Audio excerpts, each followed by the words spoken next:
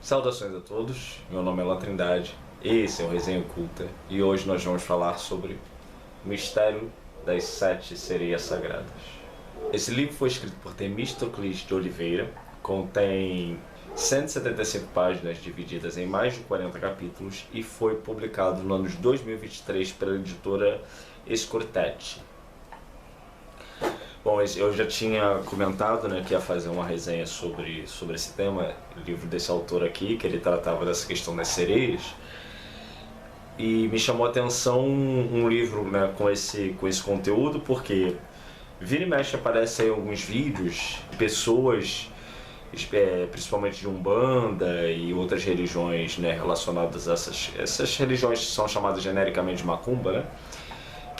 Onde muitas vezes aparecem indivíduos alegando que incorporam sereias, né? Então é um assunto um tanto quanto polêmico, né, para algumas pessoas que consideram que isso seja fantasia, que isso seja, como é uma palavra muito usada nesse meio, né, seja marmotagem, etc. Então o que acontece é que existem pessoas que de fato alegam que incorporam esses seres, né?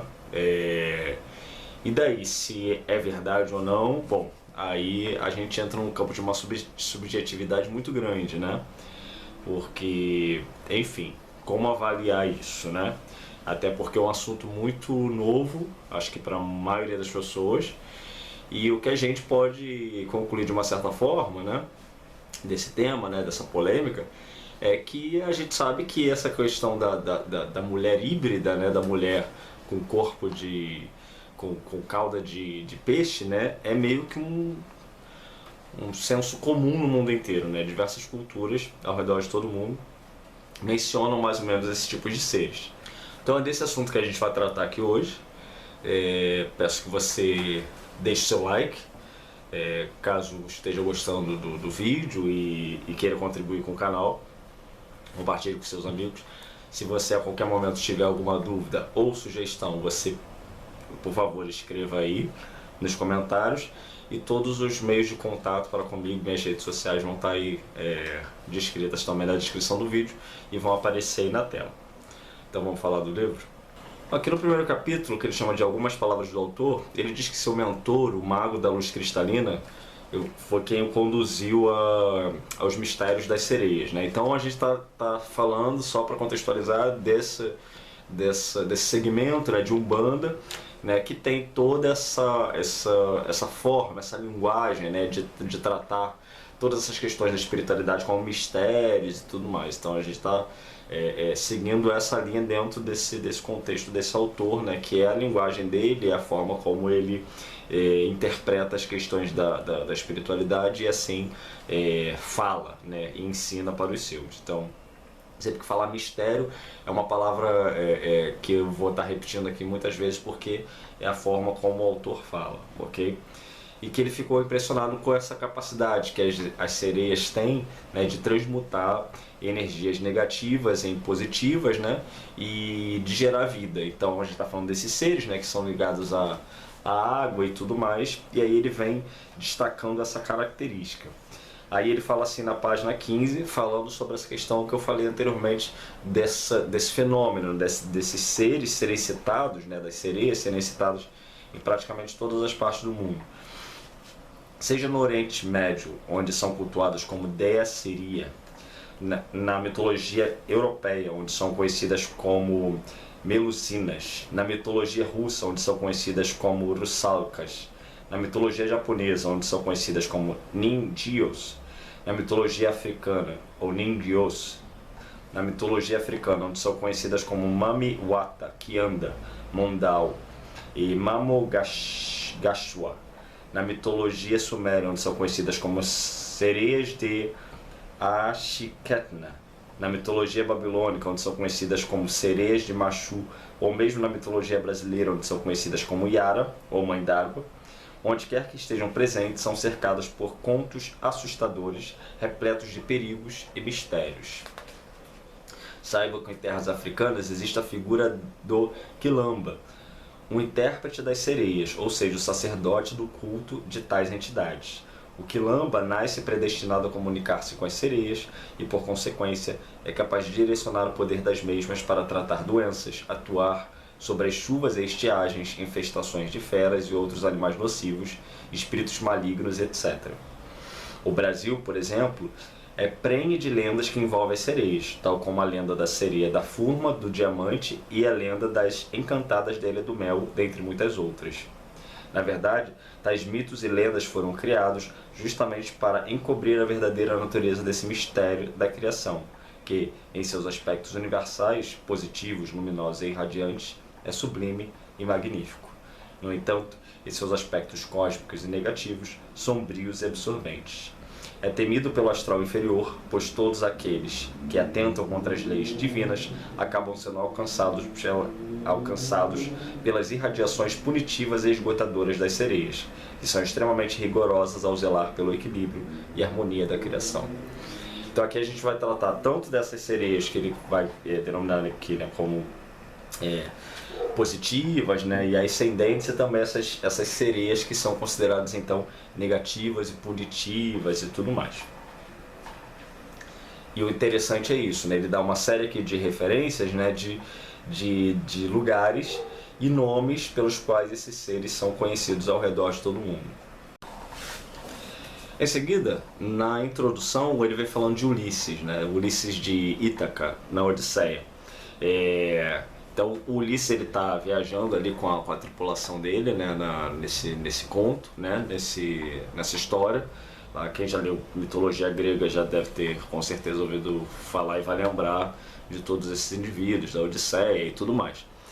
E aí eles estão alertas porque eles estão passando pelo mar e aí eles estão com medo de encontrar as sereias, porque lembrando que, embora a gente às vezes veja lá, né, a Uriel lá do desenho da Disney, né, e tudo, aquela sereia bonitinha, apaixonada pelo homem, né, da terra e tudo, para muitos desses povos da antiguidade, as sereias eram seres perigosos, né? Aliás, há de se lembrar que muito desses seres considerados fadas, né? Porque tem gente que acha que fada, por exemplo, são só as sílfides, né? Que são aqueles elementais com asinhas de borboleta, de passarinho, etc. Mas em inglês, fada refere-se a todo esse conjunto de seres elementais, né? Que a gente chama aqui no Brasil também, conhece como encantados também, pode ser uma maneira de chamar, né? Então, fada, elementais, encantados são basicamente o mesmo conceito, de que são seres da natureza, muitas vezes com aparência humana ou parte humana, e que pertencem a um campo digamos, da espiritualidade distinto do nosso. Então eles não perpassam a nossa escala de evolução, digamos assim, né? Para muitas tradições religiosas, esses seres eles têm o próprio caminho deles e eles estão ligados à natureza em si, tanto que alguns vão justificar que o fato da gente não ver esses seres terem sido relegados à ideia de mitos, né, de folclore, não é porque eles deixaram de existir de fato, é porque nós nos afastamos dos espaços naturais.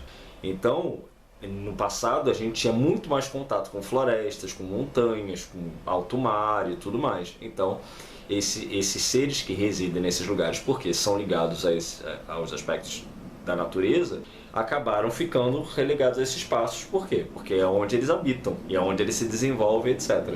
Como nós construímos essas cidades de concreto, de pedra, etc. e passamos a não viver mais em contato com a natureza, então a gente ouve falar no mundo inteiro desses seres, mas a gente passou a considerar que eles são, então, folclore. Mas, para muitos desses povos antigos, eles eram fato, né? E a gente até, quando pergunta para as pessoas que vivem, né, no interior, em áreas mais isoladas, e até aldeias indígenas, etc., esses indivíduos falam da mesma forma que esses antigos, que esses seres existem sim, e que eles são visíveis, eles se manifestam, eles fazem coisas, etc. É lógico que não o tempo inteiro, né? Mas são como espíritos. Bom, e aí, então a gente está falando aqui, né, que ele destaca o Ulisses, né, da Odisseia. E aí o que o Ulisses faz? Ele sabe que ele vai encontrar com as sereias, e que eles tinham muito medo, por quê? Porque as sereias elas cantavam e ninguém conseguia resistir ao canto das sereias, né? E elas conduziam a tripulação então e os barcos para o fundo do mar e matava todo mundo. Então, o que ele faz? Ele passa cera nos ouvidos dos tripulantes, né? E se amarra no mastro, para que quando ele passasse por elas, eles passassem por ela, eles não pudessem ouvir e que ele resistisse, né? Amarrado ali, resistisse não, né? Que ele estivesse preso para não se lançar ao mar para encontrar com elas e então ser morto. E aí o Temístocles ele vem aqui destacando o aspecto simbólico disso, né? Porque as sereias, né, elas são metade gente e metade peixe, né? Elas residem onde? No mar, na água. E essa água vem então com esse simbolismo, né, dos nossos desejos, né, de tudo aquilo que envolve os nossos sentimentos e emoções.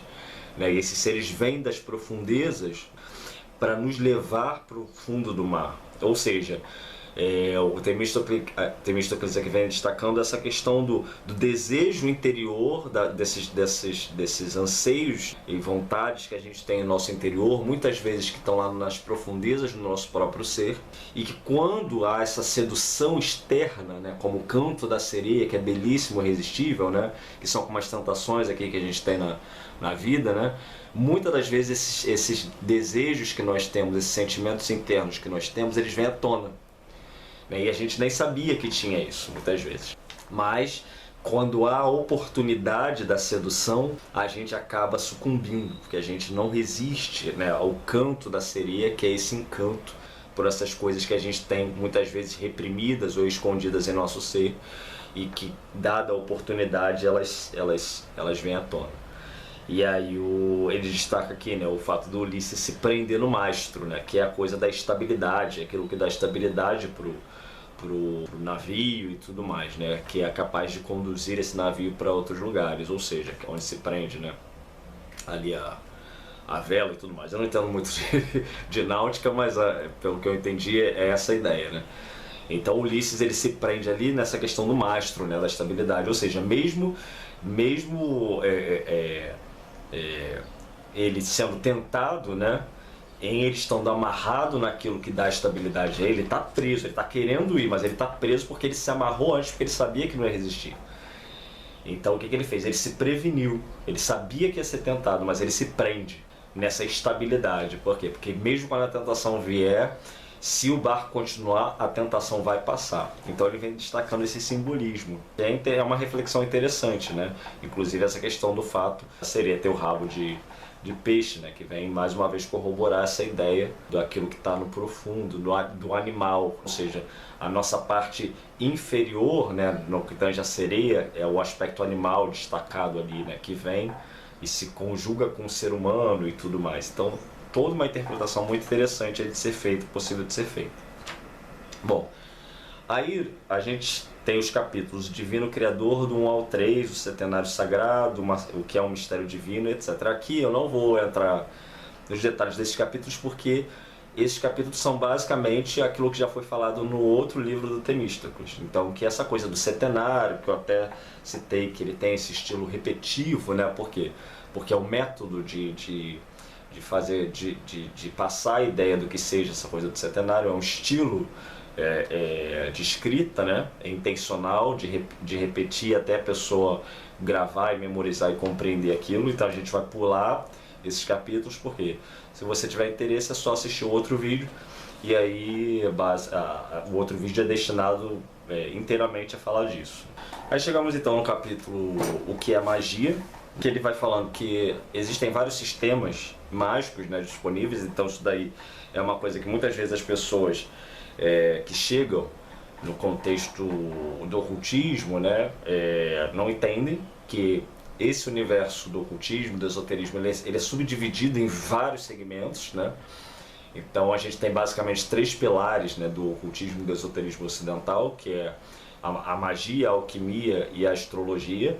E cada um desses segmentos tem várias subdivisões dentro de si. Então a alquimia tem os seus sistemas, a astrologia tem seus sistemas e a magia então nem se fala. São diversos sistemas existentes. Então ele vem destacando isso aqui. E aí ele fala assim na página 62, né, sobre essas diferenças entre aquilo que é praticado dentro da religião em relação à magia e aquilo que é então praticado de forma individual, né, pelo próprio indivíduo que não é ligado à religião. Então saibam que na magia religiosa evocam seus poderes divinos recorrendo às divindades cultuadas, por meio das rezas e orações. Desta forma, aos adeptos basta a fé, posto que são beneficiários dos poderes divinos que se devocionam buscando o amparo e proteção. Toda religião é um mistério que provém do Criador. O religioso não recebe capacitação direta da divindade. Em vez disso, a divindade é a provedora de suas necessidades. Para isso, exige-se do religioso o respeito a regras, princípios, condutas e diretrizes a serem rigorosamente seguidas a fim de obter o auxílio necessário. Então, aqui é um ponto importante, né? Por que as religiões elas têm uma série de restrições, imposições, dogmas e etc. Por quê? Porque os indivíduos que vieram antes e tiveram contato com essas divindades, o que foi estabelecido com essas divindades, ou com esses espíritos, etc. Que para haver essa comunicação tem que se seguir determinados protocolos. Então é essa a razão da existência de dogmas, de restrições e coisas do tipo dentro de muitas religiões, ou seja, para ter contato com aquela divindade ali ou entidade, você tem que seguir esse protocolo. Não adianta você pensar que vai fazer o que você quiser da sua cabeça e a coisa vai acontecer, porque a grande chance de não acontecer. Inclusive é por causa disso que muita gente passou a considerar que a magia seja algo puramente mental, né? Porque muitas dessas pessoas não seguiam os protocolos, nada acontecia em termos de manifestação espiritual, e aí elas passaram a achar que porque elas deturparam a coisa não existe ou não acontece, quando na verdade é porque elas se convenceram de que elas poderiam fazer o que elas quisessem da cabeça delas e que deveria a coisa acontecer da forma delas, mas não é assim. Ao contrário dos magos, que utilizam a ciência divina, os religiosos recorrem somente à fé, às orações e clamores à divindade em busca de amparo. No entanto, esse amparo só é concedido se aquele que ora possuir crédito diante da lei do merecimento. Além disso, a divindade só começa a agir quando o indivíduo, devido às suas limitações, encontrar os limites de suas próprias habilidades e meios de ação, pois é nesse ponto que a intervenção divina se torna necessária. Ou seja, o divino só inicia sua ação onde o humano encontra os limites de suas capacidades. O divino começa onde o humano termina. O que pode e deve ser feito pelo ser humano, só o ser humano pode e deverá fazer. Então, esse ponto aqui é interessante que ele cita também, né, que é isso, né, que as pessoas às vezes têm capacidade de fazer as coisas, né, mas por preguiça ou por qualquer outro motivo não fazem. E acham que os deuses e as divindades, etc., têm que fazer por elas. E nós temos funções aqui nesse mundo, né? A gente não está aqui de férias, né? Segundo a maioria das doutrinas. Então, se a gente tem funções a serem cumpridas, essas funções têm que ser cumpridas, né? É como você, por exemplo, chegar numa empresa, você foi contratado para fazer uma determinada função, e aí você vai lá no diretor, no dono da empresa e fica pedindo para ele fazer o trabalho que você deveria fazer. Ou seja, né, você vai ser ignorado na melhor das situações, ou vai ser demitido. Então isso é basicamente a ideia que existe dentro do conceito religioso, vamos botar assim, né? De que nós temos uma função nesse mundo, né? Tanto que as divindades, as religiões estabelecem esses dogmas para que a gente alcance determinados estágios, né? Diferentes desse aqui, seja um paraíso ou tudo mais.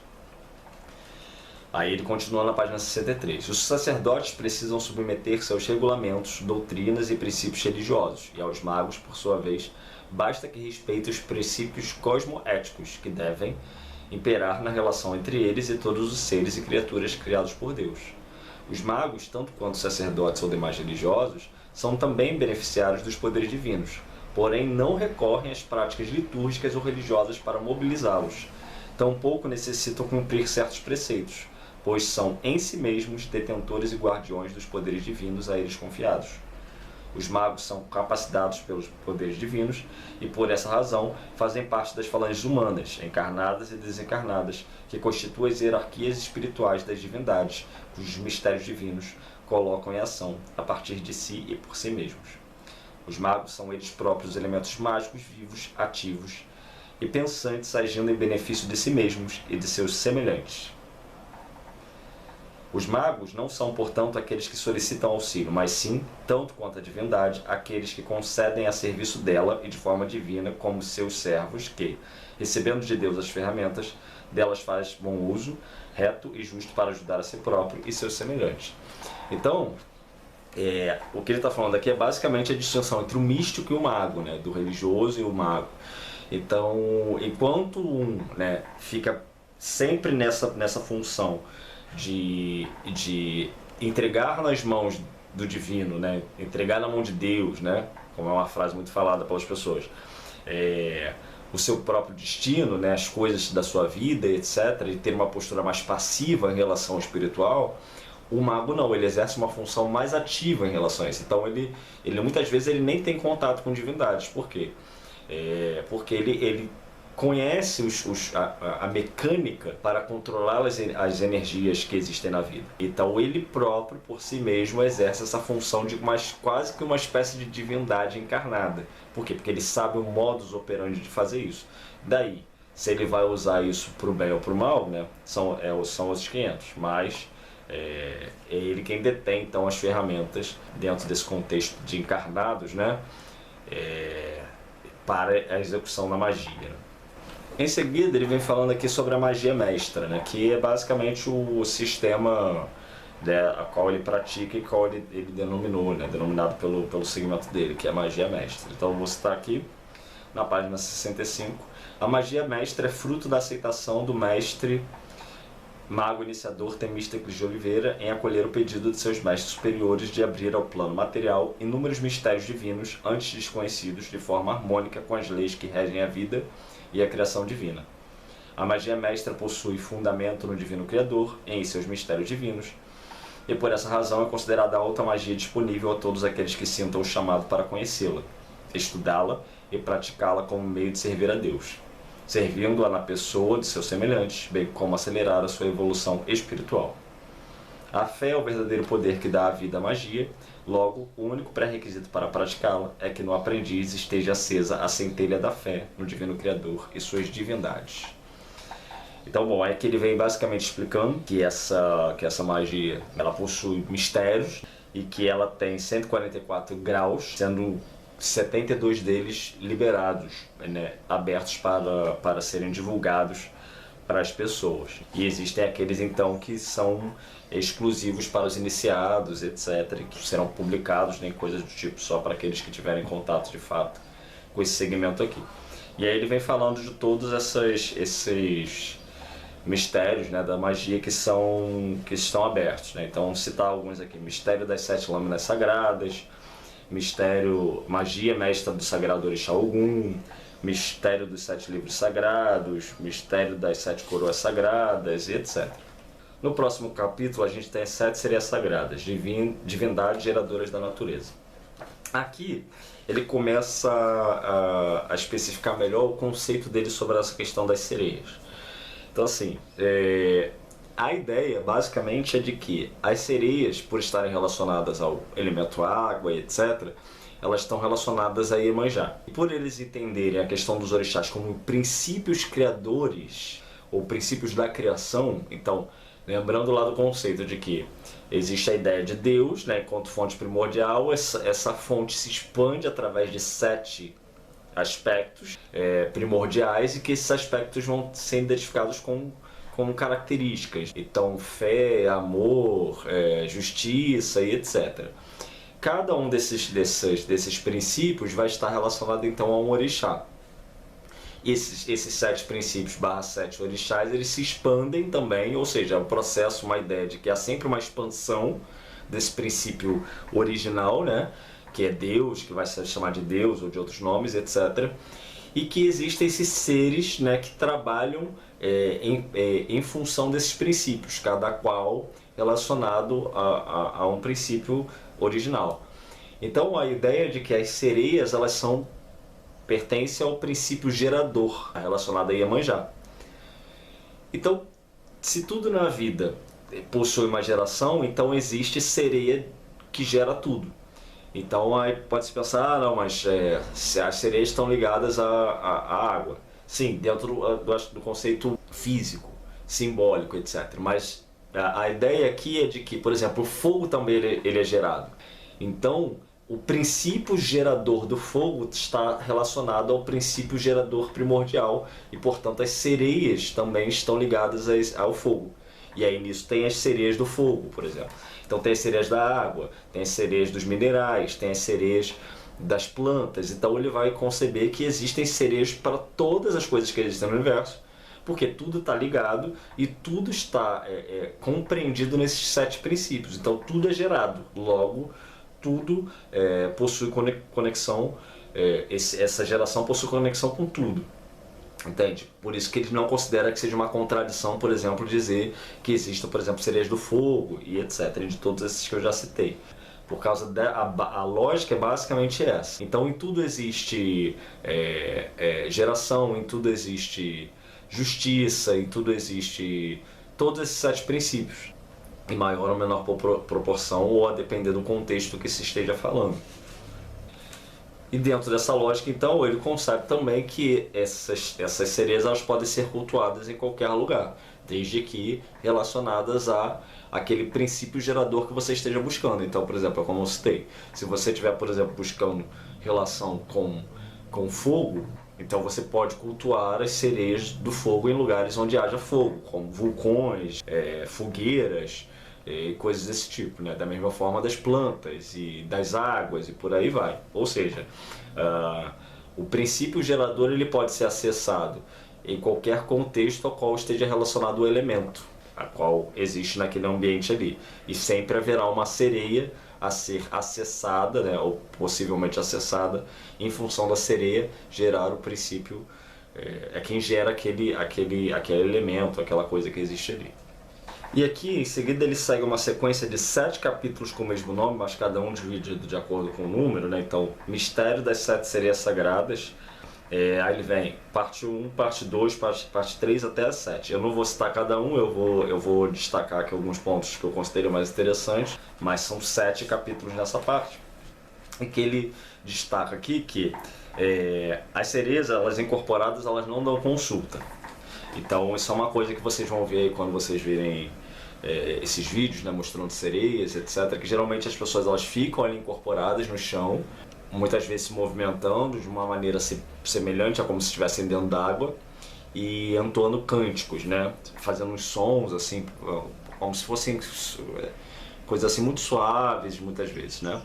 E que tudo isso tem função de dissipar as energias negativas, segundo ele.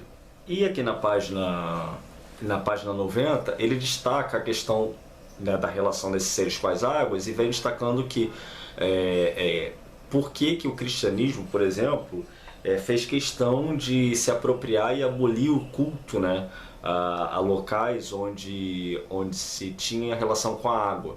Então isso é um fenômeno que a gente vê no mundo inteiro, de fato, que, por exemplo, diversas religiões conhecidas têm essa relação de muita importância com rios, mares, etc. A gente vê isso no Egito, por exemplo, com o rio Nilo, na Índia com o rio Ganges, aqui os povos indígenas, aqui nossos ancestrais aqui com os rios Amazonas, etc. E enfim, então existem diversos exemplos, né, na Europa também, que ele vai citar aqui, da importância desses lugares de água, né, rios e mares, etc., para os povos antigos. Por quê?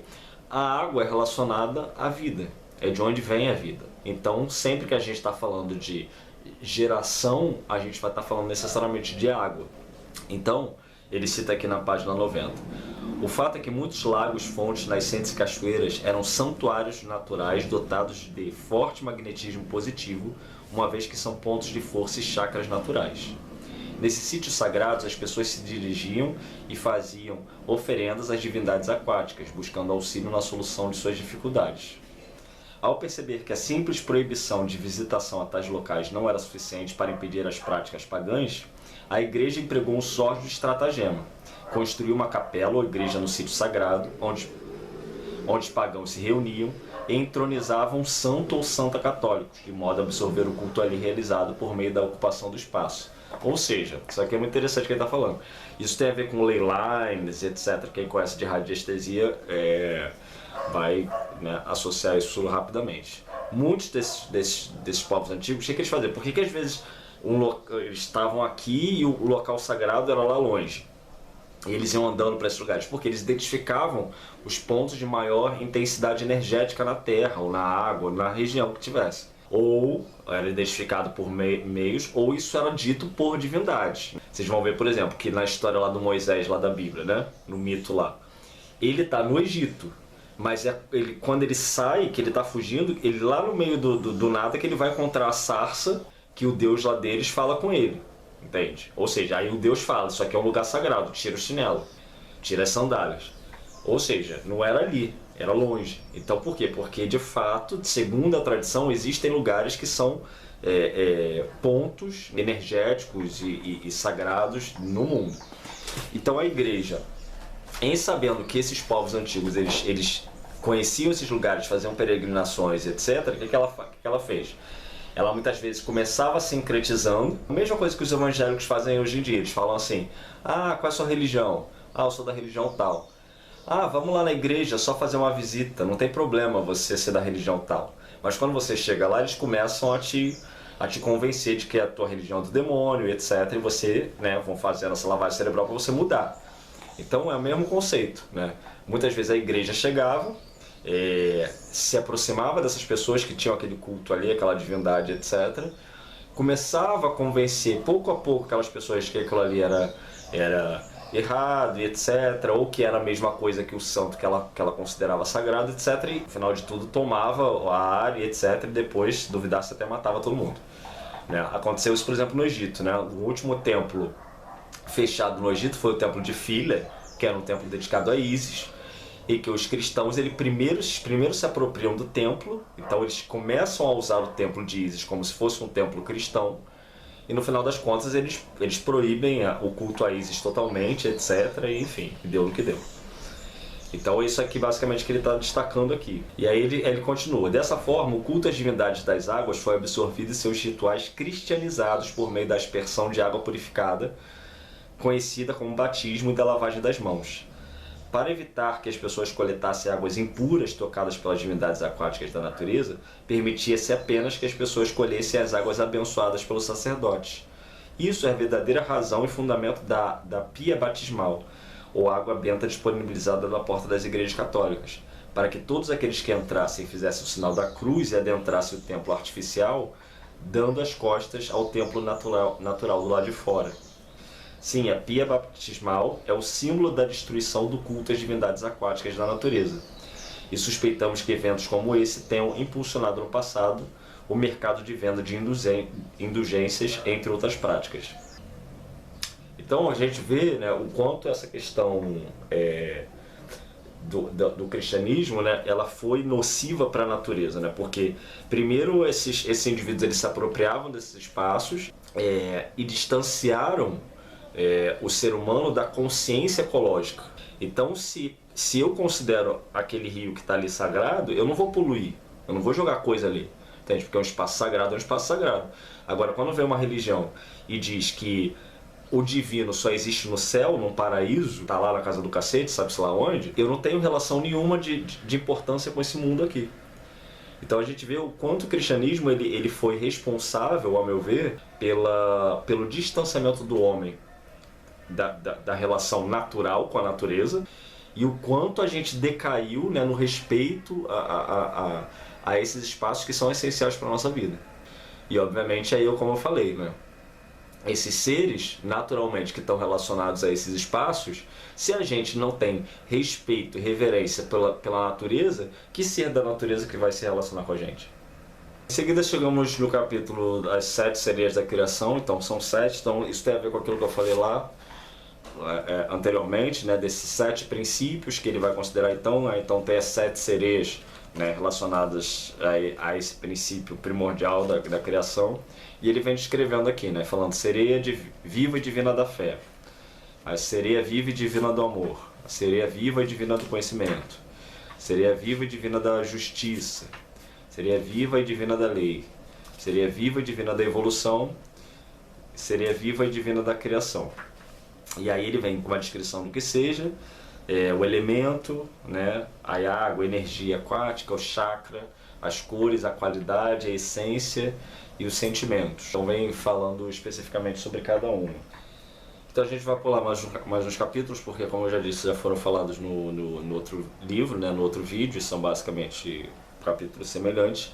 E a gente chega nas sereias das sombras, executora da lei nas trevas. Então são 3 capítulos, capítulo 1, 2 e 3 com esse título, né?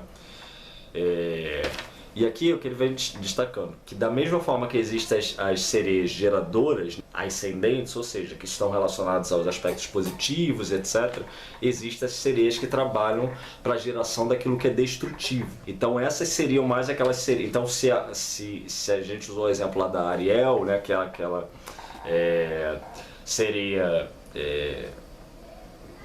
amorosa, né, que canta, né, aquela lá da Disney, né? A gente tem as sereias agora dessas mais nefastas, que são do aspecto negativo e tudo mais. E aqui nisso ele vem explicando que existem 7 níveis ascendentes, né? Então isso é uma coisa encontrada em vários sistemas mágicos do ocultismo, né? Então existem 7 planos superiores, né, do espiritual e do astral, e existem 7 inferiores. Ele coloca aqui o ser humano, isso é uma coisa interessante que ele destaca aqui, o ser humano está no meio de todo esse esquema. E cabe ao indivíduo escolher, através de suas próprias ações, pensamentos, etc., se vai sair em busca da ascensão espiritual ou da decadência espiritual, vamos colocar assim. As suas ações então vão determinar se você vai subir ou vai descer dentro dessa escala. E aí dentro dessa perspectiva ele cita, por exemplo, dá um exemplo da pedra. Se esse plano aqui ele fosse uma espécie de mar, né?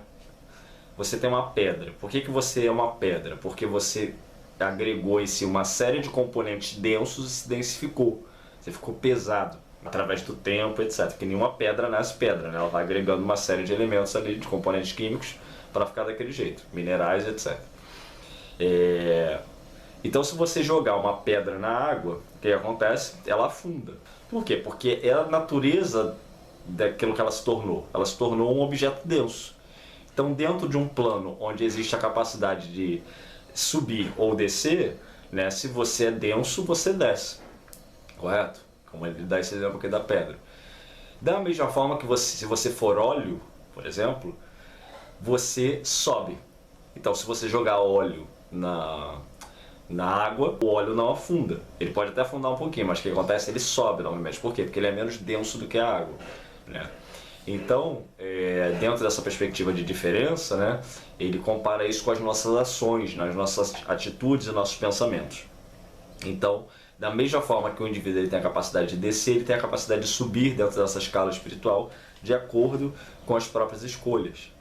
E essas sereias, então, elas têm a capacidade, né, de estimular essas sereias negativas, né, esse aspecto negativo nos indivíduos, né, que escolhem por caminhar pelos caminhos nefastos e trevosos da vida, né, até para que se cumpra uma lei justa no universo, né? Então o que ele vem explicando? Que, por exemplo, se uma pessoa ela é ruim, mas ela parece boa, você pode ser mais facilmente enganado. Então esses seres, o que eles fazem? Eles estimulam aquela pessoa que escolheu ser ruim a apresentar características ruins. Então é como se quase se elas estimulassem a pessoa a revelar a sua verdadeira natureza, né? Para que as outras pessoas que não são ruins, né, possam ver ela e saber que ali aquela pessoa não presta. E aí ele dá exemplo daqui né, ainda pegando esse exemplo do mar, ele dá exemplo dos seres da superfície, né, das águas, e os seres abissais. Assim. Então ele fala que o ambiente, ele através da conjuntura, né, ele forma. Então os seres, por exemplo, da superfície, os peixes, etc., eles têm uma aparência muito mais harmônica, eles são mais agradáveis para nós serem vistos, etc.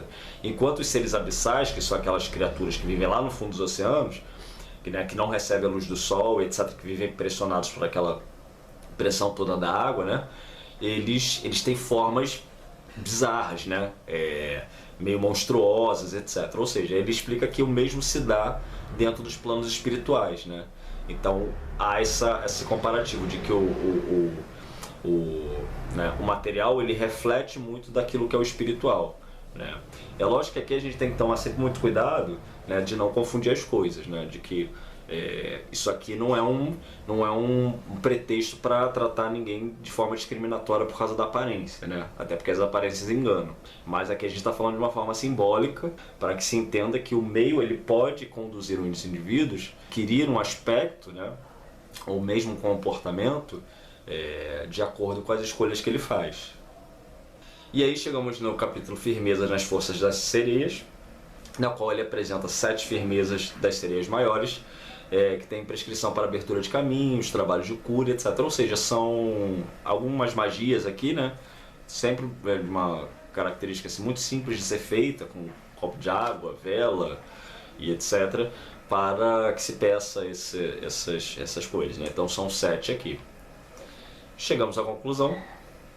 Bom, eu achei bastante interessante, esse livro me surpreendeu pelas referências que o Temista traz aqui. Eu gostei, eu acho que elas servem para quem queira fazer pesquisas, né, sobre essa questão desses seres, né, híbridos falados em diversas culturas do mundo todo, né, que são as sereias, né. Ele tem a interpretação dele dentro da doutrina dele, da Umbanda que ele segue, né, sobre que sejam esses seres, né, como atuam, que é mais ou menos o que eu falei aqui, se eu bem compreendi, né, eu acho que é essa a ideia. Mas eu gostei de todas essas referências que ele traz aqui e muitos desses conceitos aqui que ele traz também sobre a questão né, os exemplos sobre a questão da influência da igreja, né, e o ataque aos espaços naturais, essa apropriação. Eu achei bastante interessante ele ter destacado isso aqui, porque é muito difícil se ver em meios da Umbanda, né, pessoas criticarem o cristianismo, né? Então eu achei bastante interessante ele citar esse elemento histórico aqui, e esse final também, essa parte das sereias negativas também eu achei interessante. Ou seja, eu achei um livro que tem um aspecto histórico, umas reflexões bastante interessantes, histórico no sentido desse que eu estou falando, né, dos apontamentos sobre os diversos pontos do mundo onde sereias são citadas. Tem as reflexões filosóficas sobre essa questão do simbolismo, né, da sereia, o que a sereia representa, a água e tudo mais. Tem o aspecto religioso que ele acredita e ainda tem a parte prática com os feitiços dentro da doutrina dele, da magia, né, dentro da doutrina dele. Ou seja, é um livro mais dinâmico, né, que tem uma escrita bastante tranquila de ser lida, diferentemente do outro que eu citei, já foi feita a resenha aqui, que tem um método um pouco mais cansativo, né, porque ele é muito repetitivo e, como o autor disse, é intencional que seja assim.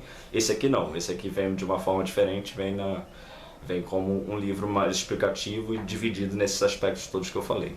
Então eu gostei, achei bastante interessante. Eu acho que vale a pena para quem segue essas linhas de Umbanda, né, com uma influência de Sarraceni, e que tem essa dúvida aí sobre o que pode ser nessas manifestações que tem ocorrido aí de pessoas dizendo que incorporam sereias, né? É da crença de cada um.